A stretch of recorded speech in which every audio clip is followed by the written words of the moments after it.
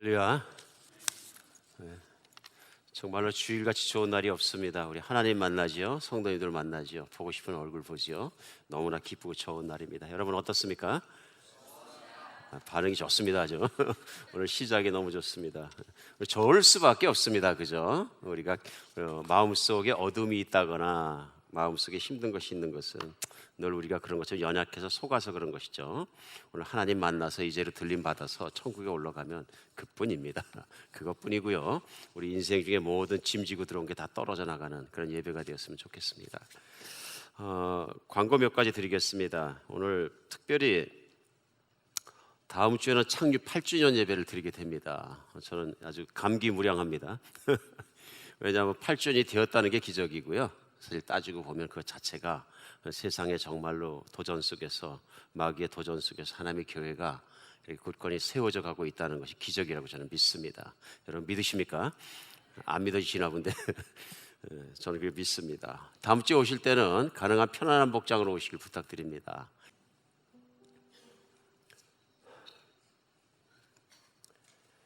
네, 예수님을 믿는 사람은 현실적인 삶 중에서 분명히 달라야 합니다. 다를 수밖에 없는 거죠. 왜냐하면은 한국에 있을 때 보면은 어떤 사람이 귀신이 들리면 분명히 다르다고 합니다. 그러니까 귀신이 들려도 다른 건 분명합니다. 그러니까 무당 그런 일 하시는 분들이 살아가는 모습과 다른 사람 사는 모습이 다른 것을 우리는 금방 알 수 있습니다. 근데 그리스도인이 세상을 만드시고 우주를 만드신 창조자 하나님의 영을 받아서 참 그리스도인이 되었다. 다를 수밖에 없는 거죠. 오늘 주일마다 여러분과 제가 말씀을 받고 있는 야고보서는 우리에게 그래 다른 그리스도인의 삶을 명확하게 찝어주시고 인도해 주십니다. 오늘도 계속 이 야고보 말씀을 같이 받습니다. 근데 오늘 2장 1절부터 13절까지 본문 말씀의 1절 시작은 이렇게 시작합니다. 내 형제들아, 영광의 주 곧 우리 주 예수께서 예수 그리스도에 대한 믿음을 너희가 가졌으니 사람을 차별하여 대하지 말라. 아마 오늘 본문 말씀 가운데 첫 번째 하나님 말씀하시는 건 뭐냐 하면 사람을 차별하지 마라, 차별 대우하지 마라 하는 말씀으로 시작하십니다. 그러면서 그 설명을 2절 이하부터 계속 이제 설명이 나옵니다. 만일 너희 회당에 금가락지를 끼고 아름다운 옷을 입은 사람이 들어오고 또 남루한 옷을 입은 가난한 사람이 들어올 때 너희가 아름다운 옷을 입은 자를 눈여겨보고 말하되 여기 좋은 자리에 앉으소서 하고 또 가난한 자에게 말하되 너는 거기 서 있든지 내 발등상에 아래로 앉으라 하면 너희끼리 서로 차별하며 악한 생각으로 판단하는 자가 되는 것이 아니냐. 오늘 이 말씀 시작하시면서 구체적인 예를 듭니다. 그러니까 2000년 전에 초대교회에 이런 구체적인 예들이 많이 있었던 것 같습니다. 교회 안에 예배를 드리러 왔는데 옷을 잘 차려입고 금가락지를 끼고 정말 그 당시에 봤을 때 부자만이 할 수 있는 복색으로 온 사람과 옷이 정말 허름하고 정말 거리의 거린처럼 입고 들어온 두 종류의 사람을 극단적으로 비유하는 거죠. 이렇게 사람이 들어왔는데 그 부자 사람은 좋은 자리 앞에서 앉히면서 좋은 자리 이렇게 앉혀주고 안내하면서 가난한 자가 들어왔을 때는 내 발밑에 앉든지 아니면 서 있든지 그래라, 앉을 자격도 없다, 이런 듯이 대한다 그러면 이게 맞겠느냐 하는 얘기입니다. 그래서 5절에 보면 내 사랑하는 형제들아 들을지어다 하나님 세상에서 가난한 자를 택하사 믿음에 부요하게 하시고 또 자기를 사랑하는 자들에게 약속하신 나라를 상속받게 하지 아니하셨느냐. 너희는 도리어 가난한 자를 없인 여겼다 부자는 너희를 억압하며 법정으로 끌고 가지 아니하느냐. 그들은 너희에게 대하여 일컫는 바 그 아름다운 이름을 비방하지 아니하느냐. 그러니까 돌아보면 교회는 가난한 사람들이 훨씬 더 많고 하나님께서 가난한 사람들을 믿음을 많이 주셔서 사랑한 거 아니냐, 이런 얘기입니다. 오히려 부자들은 너희들을 없인 여기고 법정으로도 끌고 가고 심지어는 하나님을 경배하는 자들을 핍박하는 거 아니냐 하는 얘기입니다. 8절에 너희가 만일 성경에 기록된 대로 내 이웃 사랑하기를 내 몸과 같이 하라 하신 최고의 법을 지키면 잘하는 것이거니와 만일 너희가 사람을 차별하여 대면 죄를 짓는 것이니 율법이 너희를 범법자로 정죄하리라. 누구든지 온 율법을 지키다가 그 하나를 범하면 모두 범한 자가 되나니 간음하지 말라 하시니가 또한 살인하지 말라 하셨은즉 내가 비록 간음하지 아니하였어도 살인하면 율법을 범한 자가 되느니라. 너희는 자유의 율법대로 심판받을 자처럼 말도 하고 행하기도 하라. 긍휼을 행하지 아니하는 자에게는 긍휼 없는 심판이 있으리라. 긍휼은 심판을 이기고 자랑하느니라. 그러니까 오늘 본문 말씀 우리가 이렇게 말씀 받으면서 얼핏 들을 때에도 그렇죠? 가장 큰 문제가 뭐였냐면은 성도 간에 서로 차별하는 문제입니다. 부자는 부자대로, 가난한 자 가난대로, 빈부의 격차에 따라 그가 가진 재산에 따라서 사람을 차별해 대하는 것이 초대교회에서부터 있었다. 그럼 오늘날은 그런 모습이 없느냐? 저는 결코 교회가 오늘날도 이런 문제에서 자유롭지 않다고 생각합니다. 한비전교회는 예외냐? 저는 오늘 본문 말씀에 한비전교회도 예외가 아니라고 생각합니다. 그랬더니 또 어떤 분 마음 생각하실 때 오늘 이요셉 목사님 또 한비전교회는 부자 몇 사람 죽이고 싶은가 보다. 그런 얘기는 아닙니다. 오늘 이해를 좀 해야 됩니다. 오늘 본문 말씀을 잘못 이해해서 문자 그대로 적용하게 되면 부자는 나쁜 사람, 가난한 사람은 좋은 사람이 돼버립니다. 이거 흑백 논리죠. 그렇죠? 근데 이것을 성경 말씀을 흑백 논리와 같이 이렇게 받아들여서는 안 된다 하는 것입니다. 그것이 뭐냐면 이 말씀이 전해졌던 2000년 전의 1세기 초대교회 환경을 좀 알아야 됩니다. 이 환경이 뭐냐 하면 그때 당시에 부자는 나쁜 사람이 부자가 됐습니다. 나쁜 사람이. 그러니까 그 배경이 무엇이냐면은 예수님이 오셨을 당시 초대교회가 세워졌을 그때는 지금 유대인 사회에 대해서 얘기하는 것입니다. 지금 야고보서가 전해졌던 유대인 중에 부자가 된 사람들은 어떤 사람들이냐면요, 권력을 잡은 사람들이에요. 장사를 많이 해서 그런 것도 아니고요, 권력이 곧 돈이 되는 사회였다. 지금 북한이 그렇죠. 권력이 있는 자는 부자이고 권력이 없는 자는 가난하게 삽니다. 근데 그럴 수밖에 없던 게 뭐냐 하면은 예수님이 오셨을 시기에 로마가 이스라엘을 점령하게 되고 이스라엘을 점령하면서 바로 행정기관을 세운 것이 아니라 이스라엘에 있던 행정기관과 치리기관을 그대로 썼습니다. 그 얘기는 뭐냐 하면 그때 당시에 이스라엘 권력을 잡고 있는 자들의 권력을 계속 잡게 하고 그들로부터 세금을 징수하고 그들을 통해서 유대인들을 치리한 것입니다. 근데 그때 이스라엘의 모든 권력을 쥐고 있던 사람은 누구냐 하면요, 이스라엘은 이 종교와 정치가 분리된 곳이 아닙니다. 근데 사내들인 공회가 있으면 그 공회가 지금 생각하면 국회의회처럼 그렇게 나라의 공회가 되고 종교적인 재판소가 되고 그 모든 역할을 같이 하고 있다. 그러니까 자연스럽게 그 모든 권력은 누구에게 들어갑니까? 제사장 직분을 가진 자들에게 돌아가게 되어 있다. 그 당시에 제사장 직분을 가진 사람들이 누구냐면 소위 성경에 읽으면서 나오는 주로 사두개인이라고 표현하는 사람들이에요. 그래서 제사장은 사두개인들이고요, 제사장 족속에 속한 많은 사람 사두개인들이고 그들이 이권을 나눠 갖기 시작하면서 권력을 사용해서 돈을 벌어들이기 시작하고 장사도 할 수 있고 성전세도 걷어들이고 또 여러 가지 방법을 통해서 축제해 나간 거예요. 부자가 된 거죠. 그래서 성경에도 나옵니다. 사두개인들은 돈을 좋아하더라. 그렇죠? 그러니까 권력을 가진 자들이 예수님이 오시고 예수님의 모든 말씀을 전하는 것들이 도전이 된 거예요. 무슨 도전이냐면은 그들이 신앙생활은 잘못하고 하나님에 대해서 영적으로는 부여하지 못하면서 세상의 욕심에 대해서는 부여한 자들로 이제 비판이 되는 거죠. 예수님이 또 실제로 그렇게 비판하셨고, 그렇기 때문에 그들은 예수님을 십자가에 못 박아 죽게 할 때 가장 앞에 섰던 사람들, 제사장들과 사두개인들이 가장 앞에 서. 왜냐하면 자기들이 가지고 있는 기득권에 도전을 하는 세력이거든요. 그러다 보니까 예수님을 십자가에 못 박혀 돌아가시게 했을 뿐만 아니라 예수님이 승천하시고 나서 제자들을 핍박했던 사람들이 바로 누구냐면 그렇게 정치와 종교적인 권세를 이용해서 부자가 된 사람들이었다는 얘기예요.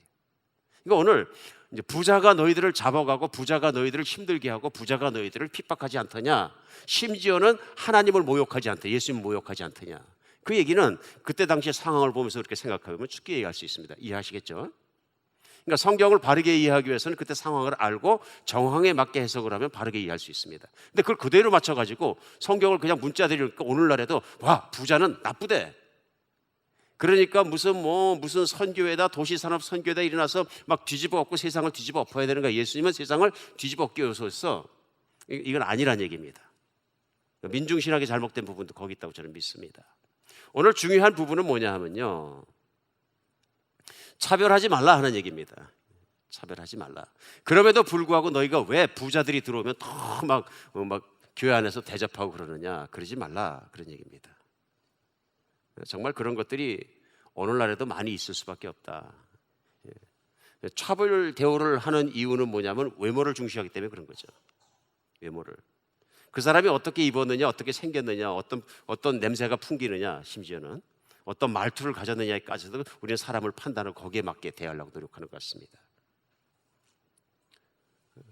좀 시간이 지나갔습니다만 어떤 미국 사람 부부가 부인은 아주 빛이 바랜 줄무늬 드레스를 입고 남편은 올이 다 드러나 보이는 날긋날긋한 허름한 홈스펀 양복을 입은 부부가 보스턴에서 기차를 내려서 하버드 대학을 찾아가서 약속도 없이 총장실을 들어가려고 그랬습니다.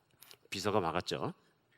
비서가 수없이 막았는데 그럼 기다리겠다. 총장이 바쁘셔서 못 만납니다. 그럼 무조건 기다리니까 짬에 한 짬이라도 있으면 그 짬이라도 잠깐 만나게 해달라.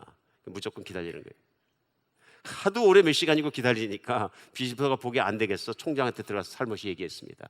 아무래도 잠깐이라도 만나 주셔야 되겠습니다. 어떤 사람이냐? 이렇게 입었습니다. 총장이 짜증이 났어요. 나 바쁜 거 아니냐? 그럴 시간이 없다. 그러다가 비서가 이제 도저히 몇 시간째 가지 않습니다. 그러니까 그럼 잠깐만 들어오라 그래요. 들어왔는데 잠깐만 만나드리겠습니다. 그래서 총장이 만났습니다. 그러자 그 부인이 얘기를 시작합니다. 우리 아들이 하버드 학생인데 1년간 학교를 다니면서 학교를 얼마나 좋아하고 자랑스럽게 생각했는지 저희는 너무너무 좋아합니다. 근데 그 아들이 사고로 죽게 돼서 죽었습니다. 저희는 곰곰이 생각해 보니까 우리 아들을 위해서 이 학교에 뭔가를 하고 싶습니다. 그랬더니 이 총장님이 언뜻 생각하기에 동상 세워달라 그러는 거구나. 그래서 우리는 죽은 모든 하버드 대학생들의 동상을 곳곳에 세워줄 수는 없습니다. 그랬더니 그렇게 생각하지 마시고 저희가 생각하는 건 하버드 대학 안에 무슨 기념물을 하나 세웠으면 좋겠습니다. 그러니까 총장이 얘기합니다. 들어오면서 건물 보셨죠? 아무리 작은 건물도 750만 불 이상이 들어서 다친 것들입니다. 그렇기 때문에 두 분 뵀을 때는 그런 것을 지겠다는 말씀은 아닌 것 같은데 동상이나 다른 건축물이나 기념물을 세울 수가 없습니다. 돌아가십시오 하고 얘기합니다.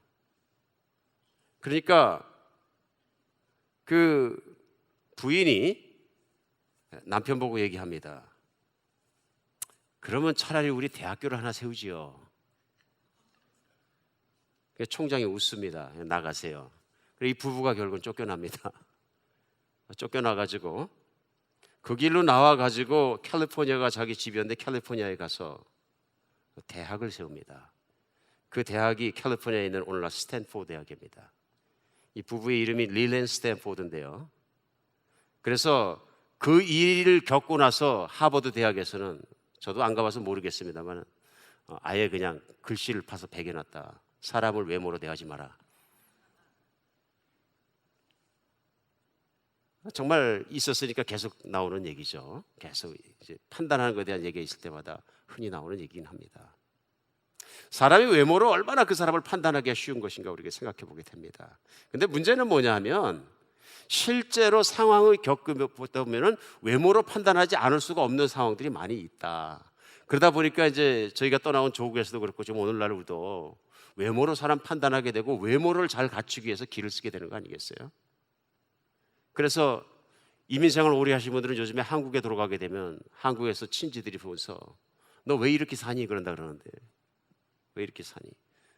이건 뭐 얼굴에 성형을 한 것도 아니고 패션이 요즘 것도 아니고 어떻게 된 건지 그냥 전혀 관계없이 그러니까 한국에서 계신 분들이 볼 때는 뭔가 이민 가서 10년, 20년, 30년 사신 분들 모습 보면은 꼭 거지 같고 그래서 미국 거지라 그런다면서요. 그래서 저는 뭐 안 가봐서 모르겠습니다. 근데 이제 기억은 합니다. 예전에도 보면은 외모를 얼마나 중요하고 치장을 했었던가 하는 것 제 기억을 하고 또 예전에 그 한국 살 때 그 기억들과 이렇게 떠올려 보면 그렇지 한국에서는 옷 잘못 입고 들어가면 호텔도 못 들어가지. 수의가 보고 구걸하러 왔다고 그냥 내쫓을 수도 있고 사람 대접을 못 받지 하는 생각이 들었습니다. 외모를 가지고 생각한다는 게 얼마나 그렇게 산다는 게 얼마나 피곤하고 힘든 얘기인지 우리 알 수 있습니다. 알 수 있습니다. 그런 삶을 살다가 사람이 분명히 변하는데요. 언제 변하냐면요. 예수님 만나면 달라집니다. 예수님 만나면 분명히 달라집니다.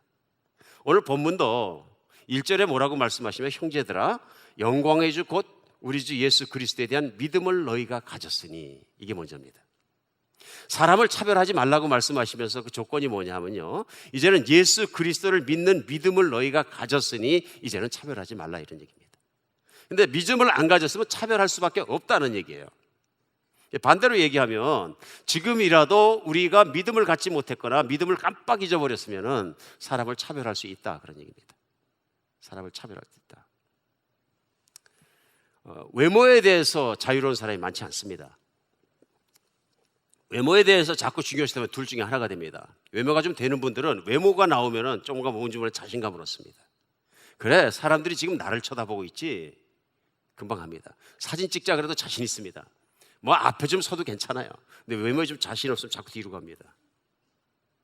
이게 왜 그러냐면 젊을 때부터 그게 쌓여왔거든요. 우리 자매님들도 외모가 좀 안 된다 싶으면은 왠지 미팅 나가서 한 줄로 쭉 앉아 있으면 뭔가 보니까 내 친구만 쳐다보는 거예요. 나는 안 봐. 근데 좀 자신 있는 분들은 교만해지고 자신 없는 분들은 뒤로 들어가는 것. 이게 예모 중심을 하는 세상에서 우리가 겪을 수 있는 흔한 문제입니다. 자꾸 이러다 보니까 무슨 문제가 생기냐면요, 자신을 외모로 판단하는 문제가 생겨요. 그러다 보니까 내가 외적으로 생긴 것들, 내가 달성한 학업들, 내가 달고 있는 졸업장들, 내 가족 내 출신 성분, 이런 것들이 주렁주렁 나를 판단하는 요인들이 되니까 그거 다루려고 정신없는 거 아니에요. 바쁘잖아요. 어떻게든 극복하려고 몸부림치고 극복이 안 되면 절망하고 그렇습니다. 근데 이게 언제 없어지느냐 하면은 제일 먼저 예수님 만났을 때 없어지는 거죠. 없어지는 거죠. 근데 없어졌다고 생각하는데 교인들도 믿는 사람들도 주일 나와서 가만히 생각해 보면 우리 안에 그것이 남아있는 것을 느낄 수 있다는 얘기예요. 남아있는 것을. 그러니까 오늘 제가 여러분께 여쭤볼 때 지금 현재 이 순간에 예수님이 나를 보시고 어떻게 생각한다고 생각하십니까? 지금 현재 이 순간에 예수님이 우리 한빛전교회 예배를 바라보시고 어떻게 생각한다고 생각하십니까? 특별히 하나님은 나를 보실 때 지금 어떻게 생각하실까? 혹시 예수님 나를 쳐다보니까 구토 날라 그래서 구역질 나니까 밖으로 나가신 건 아닐까? 한번 우리 생각해 볼 필요가 있거든요. 우리 마음속에 툭 떠오르는 게 있어요. 그게 이제 내가 생각하는 진실이에요. 내 모습을 보는 거죠. 그러니까 내가 외모로 생길 뿐 아니라 영적으로도 내가 내 모습 속에 부족한 부분들을 우리 생각하지 않을 수가 없는 거예요. 막 그런 부분들을 생각하다 보니까 예배들을 나와서 현장에서까지도 우리는 마음에 자신이 없을 수도 있다. 근데 중요한 건 이겁니다. 예수님은 내가 잘났기 때문에, 의롭기 때문에, 뭔가 되기 때문에 나를 사랑하신 것이 아니라 내가 죄인 되었을 때 나를 사랑하시기 때문에 나의 죄와 허물을 스스로 걸머매시기 위해서 나를 찾아오셨다는 거예요. 그리고 나의 죄와 허물을 걸머매시고 십자가에 올르셔서 나를 대신해서 그 값을 치러주셨다. 치러주셨다. 이게 우리가 가지고 있는 메시지 아닙니까? 세상을 지으신 하나님이 이 땅에 오셔서 나의 죄와 허물과 부족한 것과 모든 것을 걸머매시고 나는 너를 사랑한다. 세상 사람들은 너를 못생겼다, 죄인이다, 뭐 별 얘기 다 할지 모르지만 나는 너를 사랑한다. 그 메시지가 십자가의 메시지고 예수 그리스도의 메시지거든요. 우리 교회가 가지고 있는 가장 중요한 메시지이고요.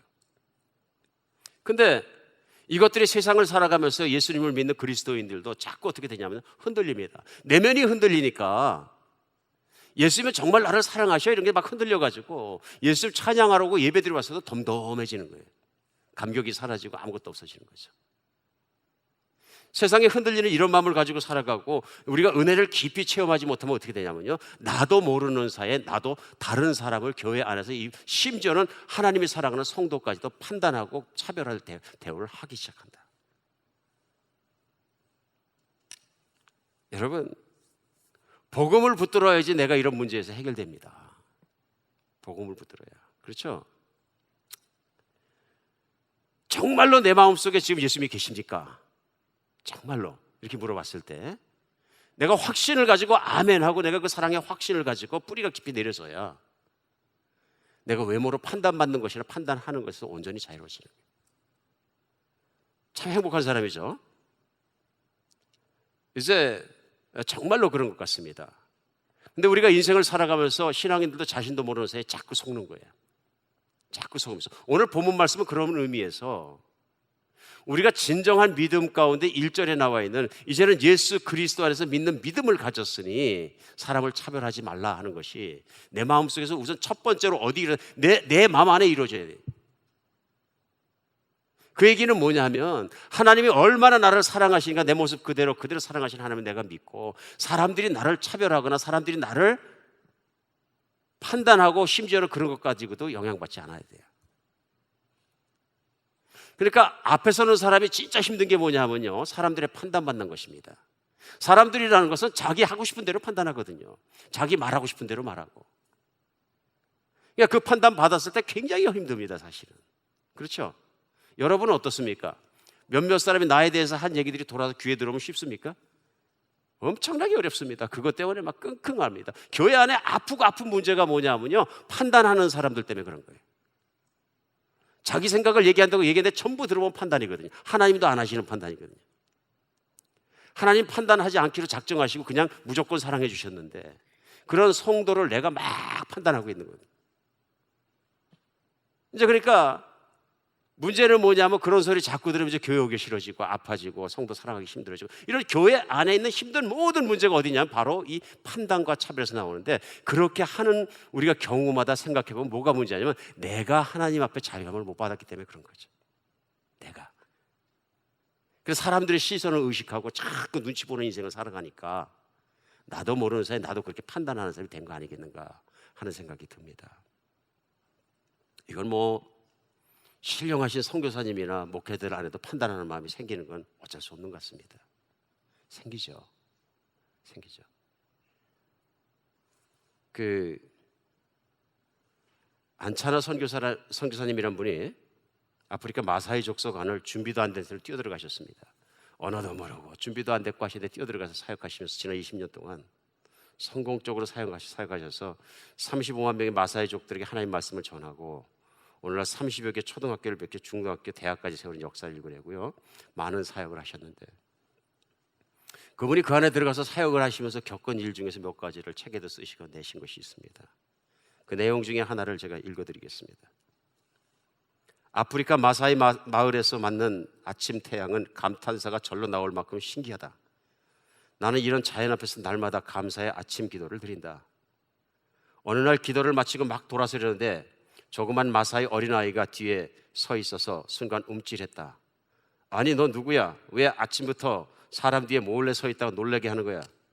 상쾌한 아침 공기가 퀴퀴한 냄새와 마사이 전통의 냄새로 급격히 대체되었다. 어린아이의 온몸에는 소똥이 말라붙어 있었고 그을음에 찌든 메스꺼운 냄새가 났다. 이런 모습에 어느 정도 익숙해지긴 했지만 그날 아침은 이상할 정도로 화가 났다. 왜 왔어? 언제 온 거야? 무엇 때문에 왔어? 정말 짜증이 많이 났다. 좋은 아침이 엉망이 돼버린 기분이었다. 아이는 너무 당황스러워하며 멍하니 내 얼굴을 바라보았다. 나는 이런 아이들을 종종 만난다. 학교에서 영어와 스와힐리어를 배운 아이들은 가정의 대변인이 되어 때로는 본인 스스로 말을 할 줄 안다는 자랑을 하기 위해 억지 부탁을 하러 온다. 그래서 이 아이도 그런 불이라고 지레짐작하고 짜증부터 낸 것이다. 아이는 눈물을 뚝뚝 흘리기 시작했다. 나는 조금 미안한 마음이 들어서 부드러운 음성으로 9시에 사무실에 와서 지 목사님, 구제 행정을 담당하신 목사님을 만나라. 내가 이 얘기를 잘 해놓게 라고 말하면서 돌려보냈다. 그리고 문을 닫고 들어오는데 아내가 누가 찾아왔냐고 물었다. 아무것도 아니야, 뻔하지 뭐 또 도와달라는 거겠지. 우리가 은행인가 아니면 자선단체인가. 정말 짜증난다, 짜증나. 그런데 아내는 문을 열고 밖을 내다보며 아니 조풀이잖아. 조풀이 너 어떻게 이른 새벽부터 여기 왔니? 집에 무슨 일이 있는 거니? 아내는 상냥하게 물었다. 조풀이가 대답했다. 집에는 아무 일도 없어요. 아버지가 이것을 목사님께 갖다 드리라고 하시면서요. 오늘이 아빠 생일이니까 시간이 있으면 염소고기 드시러 집에 오라고 했어요. 그렇게 말하며 아이는 우유 한 병을 내밀었다. 조풀이 아버지는 마사이 전통의 우유를 내가 좋아한다는 것을 알고 있었다. 나는 어린아이가 귀한 우유를 가지고 온 것을 미처 확인하지 못했다. 나는 겉모습만 보고 어린아이를 구걸한 아이로 판단했으며 내 마음으로 추측한 것이다. 나는 매우 부끄러웠다. 아내는 아이를 데리고 들어와 따뜻한 우유와 빵을 내주었다. 그런데 아이는 빵을 맛있게 먹다가 절반 정도 남기더니 주머니 속에 넣는 것이 아닌가. 그리고는 잘 먹었습니다. 그럼 갈게요 하면서 돌아서려고 했다. 나는 아이에게 너 왜 빵을 다 먹고 주머니에 넣었니? 라고 물었다. 아이는 놀란 표정을 지며 잘못했어요. 하지만 저는 빵을 훔치지 않았습니다. 사모님이 주신 거예요. 아이는 또 눈물을 떨어뜨리기 시작했다. 내가 알고 있다고 말하며 괜찮다고 다독이자 아이는 울먹이며 말했다. 제 동생이 많이 아파요. 빵을 먹는데 동생이 생각났어요. 사실은 목사님께 들은 우유는 동생 목이었는데 아빠가 목사님 드리라고 해서 가져온 거예요. 순간 나는 숨이 콱 막혔다. 우유 한 잔 배불리 먹지 못하면서 목사님을 기억하고 감사히 여기는 마음으로 동생 것을 대접하는 모습에 가슴이 무너지는 것 같았고 목이 메었다. 나는 방에 들어가 연필, 노트, 빵, 사탕, 장난감 등을 보자기에 담아주며 말했다. 내가 잘못했다. 이거 가지고 가라. 그리고 아빠에게 가서 전해라. 내가 감사히 여긴다고. 그리고 오늘 내가 너희 집에 간다고 말씀드려라. 나는 총총히 멀어지는 아이의 뒷모습을 보며 자신에게 물었다. 너 선교사 맞냐? 마사의 풍습을 깊이 이해하지 못한 채 벌거벗은 모습만 보고 순진한 아이를 교회에서 나가라고 했던 나다. 상쾌한 아침 기분이 망쳤다는 이유로 아픈 동생이 먹을 우유를 가지고 온 아이에 짜증난 나다. 내 형제들아, 영광의 주 곧 우리 주 예수 그리스도를 믿는 믿음을 너희가 받았으니 사람을 외모로 취하지 마라. 이토록 분명한 말씀조차도 순종하지 못한 나다. 그런데 하나님 왜 나를 선교사로 부르셨는가? 이런 순전한 아이들을 보면서 나를 진정한 선교사로 만들어 가시기 위함인지도 모른다. 부끄러웠지만 선교사에서 내가 알지 못하고 그렇게 행했던 것들이 고침받고 회개하며 하나님 앞에 쓰임받도록 깨달음이 얻은 일들이 얼마나 많은가.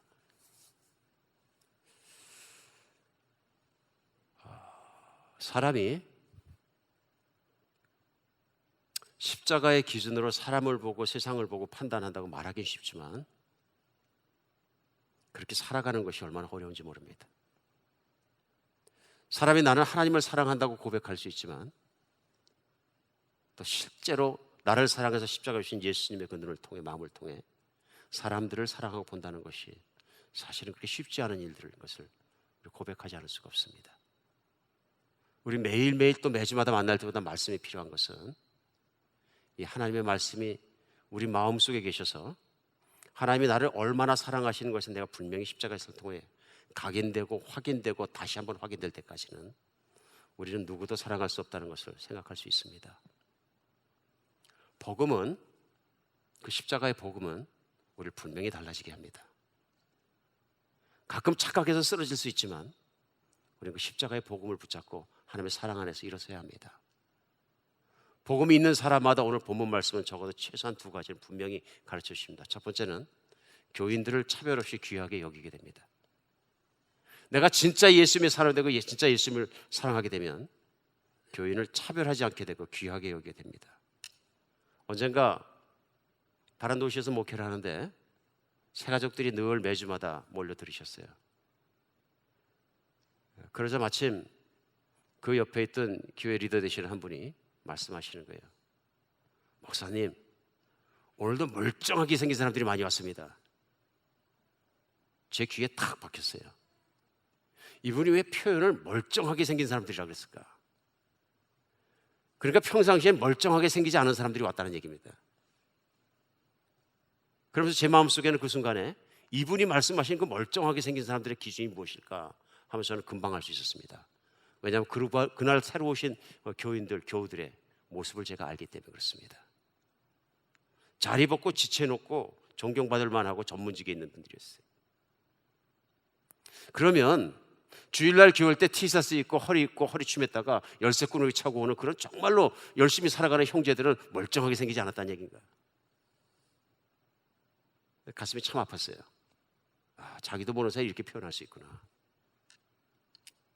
사랑의 교회 돌아가신 오카나 목사님께서 평상시에 가슴 아파했던 게 뭐냐면 교회는 이웃을 사랑하고 이웃을 리치하는 교회가 되어야 되는데 서울에 있는 사랑의 교회가 강남이 발전한 한 중심에 시작했기 때문에 그 중심이 어떤 곳인지 저도 예전이지만 압니다.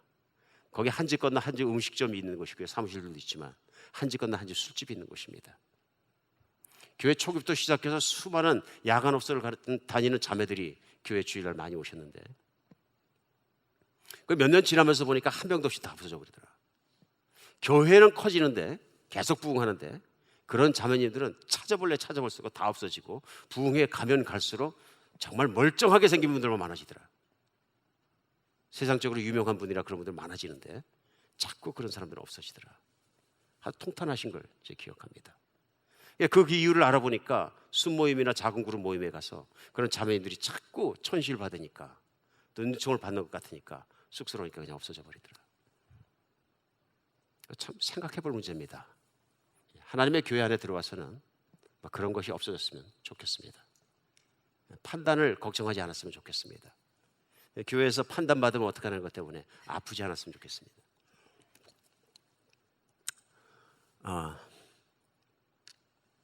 좀 오래전에 이야기입니다면 지금도 인사동에 가면 승동교회라는 교회가 있습니다. 그 승동교회 초대 목사님 중에 한 분은 왕손이었습니다. 왕족석입니다. 이씨 왕조 후손인 거죠.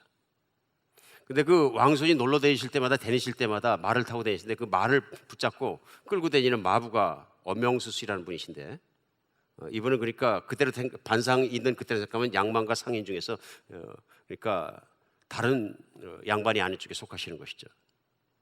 이분은 중화동 경동제일교회의 영수였다고 하는데 영수는 뭐냐면 장로님 중에 제일 높으신 분입니다. 근데 얼마나 기도를 열심히 하셨는지 마룻바닥에다 머리를 부딪히면서 계속 아침마다 기도하셔갖고 이마에 이마는 혹을 달고 다니신다는 굉장히 열심히 있었던 분이셨던 것 같습니다. 그러니까 이제 왕손을 모시고 가면서 전도합니다. 나으리 예수 믿으시죠? 그러면 그 왕손이 자기 마부에게 핀잔 줍니다. 얘 이놈아, 예수를 믿으면 너같이 상놈이 양반이 된단 말이냐? 그러니까 이 마부가 얘기합니다. 나으리, 예수 믿는 도리는 그런 게 아닙니다. 오히려 마부 노릇을 더 기쁘게 잘하게 되는 거죠.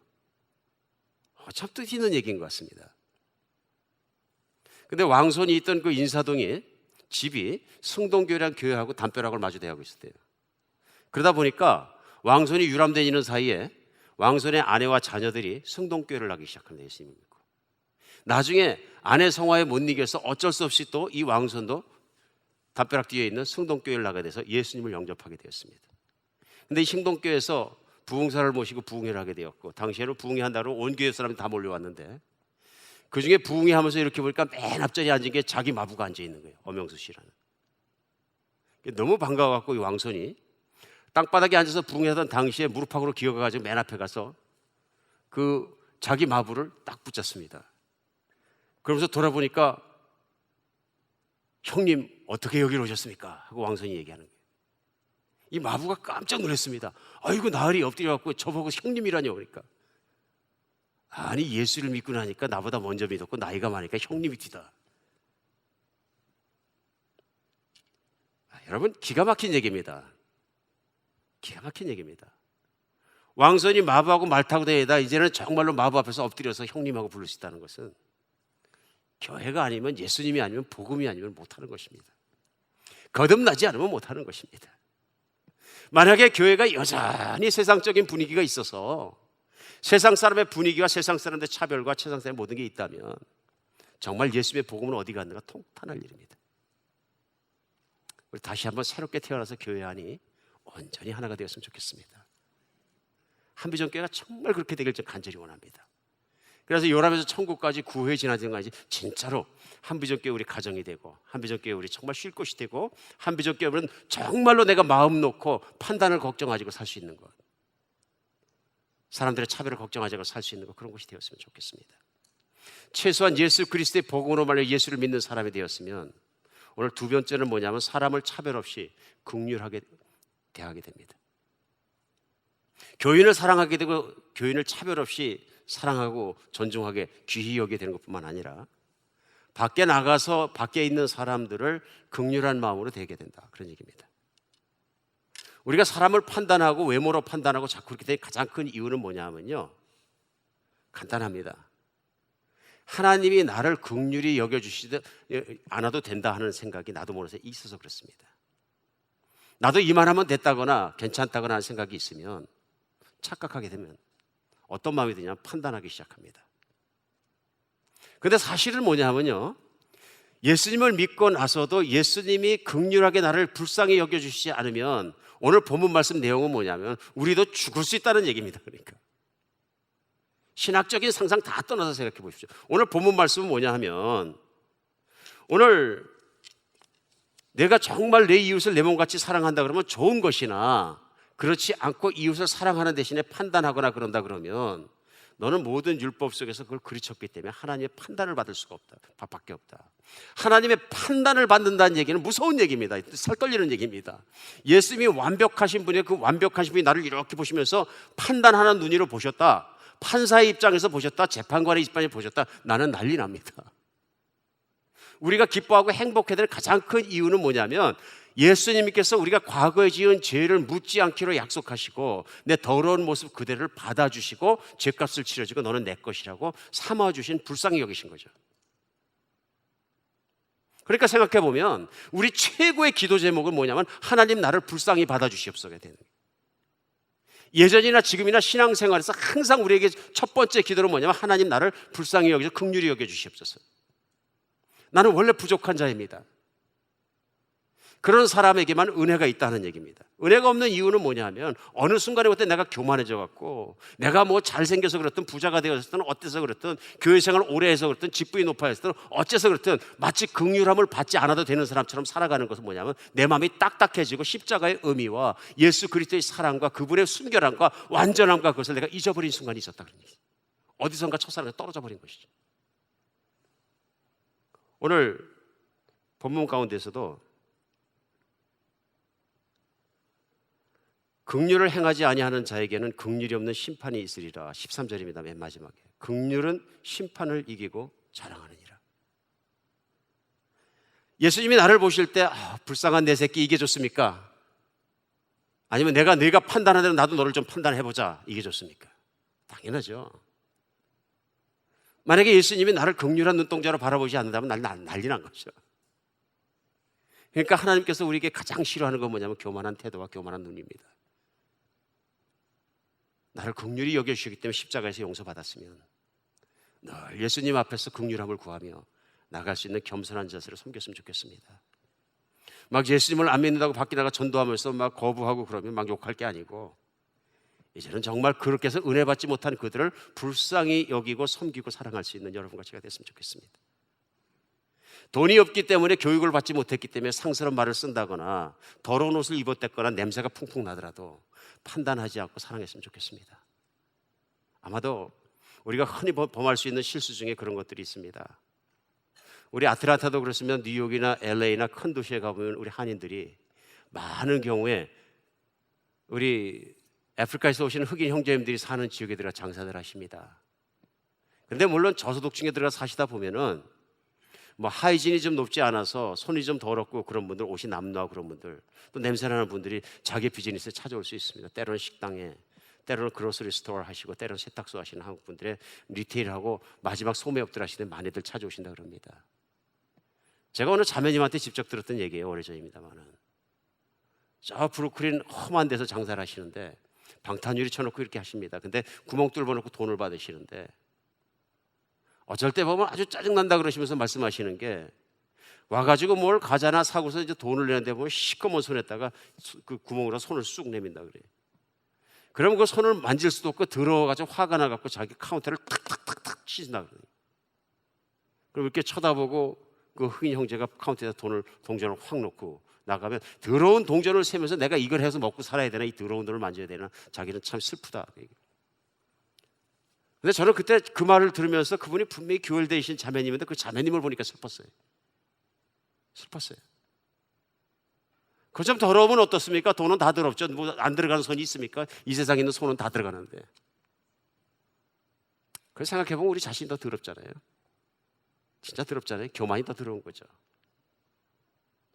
자기를 그 한 푼이나 들고 찾아오는 손님을 감사하고 그렇게 생각하면 참 비즈니스도 좋을 것인데 아직까지 그렇게 해야 되는 우리 자매님 모습이 안타깝고 안쓰러워 보였습니다. 우리 알게 모르게 살다 보면은 막 그런 거에 걸리는 것 같습니다. 향수병이 깨지면 향수 냄새 나고 오물통이 열리면 오물 냄새 납니다. 우리의 마음이 예수 그리스도의 사랑으로 다스려진 여러분과 제가 되었으면 좋겠습니다. 하나님 분명 우리 함께 계시면서 우리를 변화시켜 주셨습니다. 나를 받아주셨고 불쌍히 여겨주셨습니다. 우리가 예수님이 나를 불쌍히 여겨주셨다는 것을 한순간에도 잃어버리면 우리 실족합니다. 그냥 실족해버립니다. 그 다음부터 우리 판단하기 시작하고 내 잣대가 따로 있고 무시무시한 자리까지 들어가는 걸 볼 수 있습니다. 사랑하는 여러분, 오늘 다른 건 몰라도 그리스도의 십자가의 은혜 속에 다시 한번 겸손해지고 다시 한번 엎드려 긍휼하심을 바라는 그런 마음 되었으면 좋겠습니다. 더 이상은 판단하지 않고 차별하지 않고 하나님의 말씀이 내 안에 이루어진, 지난주 말씀 나눈 대로 하나님의 말씀 내가 이루어가는 것이 아니라 하나님의 말씀이 은혜로 내 안에 이루어지는 것입니다. 내가 예수님의 사랑을 받아들이기만 하면 겸손해지면 그 말씀은 이루어지기 시작합니다. 이제 더 이상 판단하지 않게 되고 주님의 눈으로 주님의 마음으로 사람들을 볼 수 있게 되는 것입니다. 우리 그래서 홈레스를 홈레스로 보지 않고 더럽게 보지 않고 형제와 자매로 보이는 눈이 여러분과 제 마음속에 생겼으면 좋겠습니다. 그래서 아무리 더러운 냄새나는 형제 자매가 찾아오더라도 내 이웃에 살아야 할 내 사랑하는 형제 자매이기 때문에 사랑하고 허구하고 받아들일 수 있는 아주 넉넉하고 여유 있는 사랑의 마음이 되었으면 좋겠습니다. 예수님은 그분들 한 사람 한 사람 속에 다 계십니다. 우리 그들을 사랑하고 허구할 때 예수님을 끌어안는 마음으로 사랑할 수 있는 그 마음이 살아나는 주일이었으면 좋겠습니다. 기도하겠습니다. 예, 하나님, 저희가 예수님 사랑합니다 얘기하면서도 저희의 시선이 마음이 예수님 잠시만 떠나도 교만한 자리로 떨어지는 것을 저희가 발견합니다. 그래서 그만 마구 판단하고 마구 차별하고 하고 싶은 대로 막 해버리는 자신의 모습도 봅니다. 주님, 연약한 우리를 도와주시옵소서. 예수님이 나를 어떤 사랑으로 어떻게 불쌍히 여기셨는데 다시 한번 깨닫게 해주시고 내가 어떻게 교우들을 존중하고 귀히 여기고 예수님을 대하듯이 대하며 세상 밖에 나가서도 어떻게 사람들을 귀히 여기고 차별 없이 사랑해야 되는지 다시 한번 깨닫게 하여 주시옵소서. 우리 주 예수 그리스도 이름으로 기도합니다.